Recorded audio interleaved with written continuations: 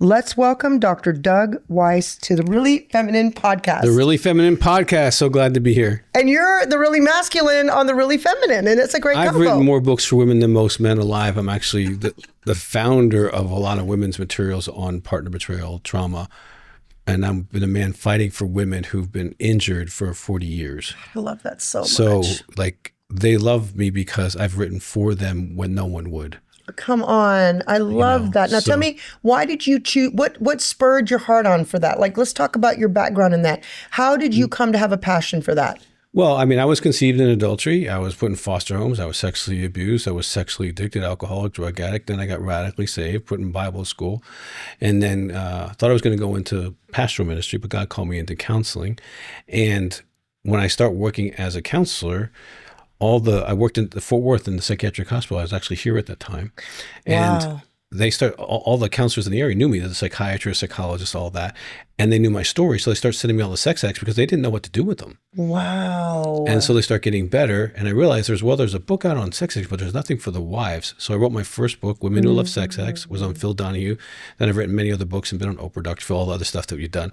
But the passion for women was there from the beginning because I saw that no one was really, they were calling them co-addicts, and it was ridiculous because the women I were meeting were beautiful, intelligent, godly, good lovers, and they were decent people. They didn't deserve to be labeled as something like they had something to do with stupidity. Right. You don't go around saying I'm co-stupid. Right. Come on. Okay. So he's good. 100% responsible if he cheats, if he looks at porn, and if he, is withholding love through intimacy and anorexia.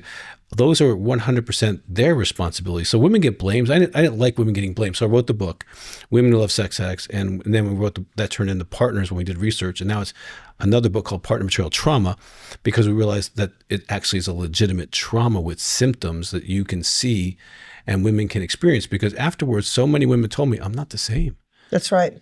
That's right. And in our research, it showed that even after 1 or 2 years later, they were still having symptoms of PTSD. I've heard it up to 7 years. So it's real. It's real. It's real. Yeah. And here's the thing I've heard. I've ministered to women for 25 years in general, a lot of them in meltdown marriages, okay? And I have my own testimony in my marriage. We've been married 35 years and we rebuilt and came back. But, unfortunately, a lot of people didn't get that opportunity for whatever reason. Right. One partner quit and left or whatever. Sometimes they don't have the right information. That's either. right. That's exactly. We do intensives, 5-day intensives in Colorado Springs at Heart to Heart. And we do polygraphs because we don't think women should be lied to. Oh my gosh. Oh gosh, that's great. You see, so on Monday, he's given the opportunity to tell the truth. And most women don't tell their husbands that. And if you're bringing them, don't tell them that because it's really good for them not to know because they won't come. So that's right, because they won't come. So when I'm sitting there Monday, I say, listen, your wife has a challenge trusting you. Would you do anything to rebuild trust with her? And he goes, yeah, anything. Great, because I have a polygraph set up for you in about 40 minutes. And we want to ask you some questions. Oh. How many was it? When did it actually stop? How often are you doing masturbation and pornography? Wow. And do I know every behavior? Because if there's strip clubs or prostitutes or the things I don't know, I want to know, right? Wow. And half the guys will lie even when they're taking the polygraph. I'm sure men have just refused to do it, right? Very rarely, because they're just right there, right there. The woman is like, even if you don't take it, I now know more truth than I knew just a minute before Dr. Weiss asked you that question. Wow. And then I sit there and I go, okay, she knows that you're lying. I know that you're lying, and you know that you're lying. Do you really want to leave this office on Monday, because you're going to be here till Friday, all of us knowing that you're lying?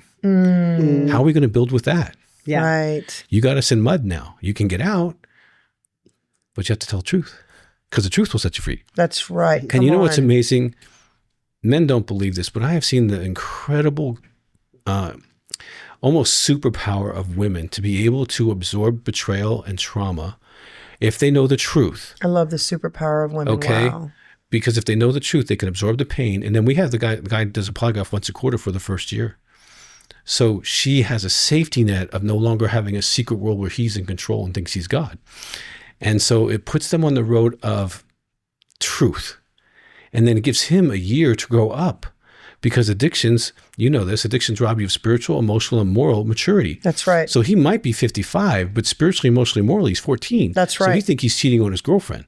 That's right. That's right. You know And what they I'm don't saying? understand. They don't have the moral clarity. That's as to right. like, all I'm doing is pictures. No, what you're doing is cheating on your wife. You're just using pictures to cheat instead of a person. That's so good. God, that's so good. Yeah, so what I'm saying? And so this helps him mature, and we have support groups they do on the phones after treatment. And so the workbooks and all this stuff. And so we have like a 90+ success rate with addicts and partners and marriages staying together. 90%. Because let me tell you how powerful truth, that is. 90% is most huge, addictions Doug. are like in 20% range. And so yeah. But with truth, you can get that, and she can rebuild trust, not based on his big blue baby eyes that lied to her for 25 years. Yeah. Okay. Yeah. But on the fact that, the polygrapher says you're honest, so I trust you. I'll give you another 3 months. Yeah, right. That is great. That's you see how our program is designed to help women, not just the addict. It's great that he gets better, but if he gets better without her knowing the truth and her doing her work of healing, the marriage is still going to be funky. Right. Not always wondering, is he lying? You're women, right? So you have a knower. Men don't have that. Oh, we have a knower. We have a guesser, but you guys have a knower. Yeah, a guesser. Like you guys mope around and we try to guess what's wrong with you. Okay. So we have the knower.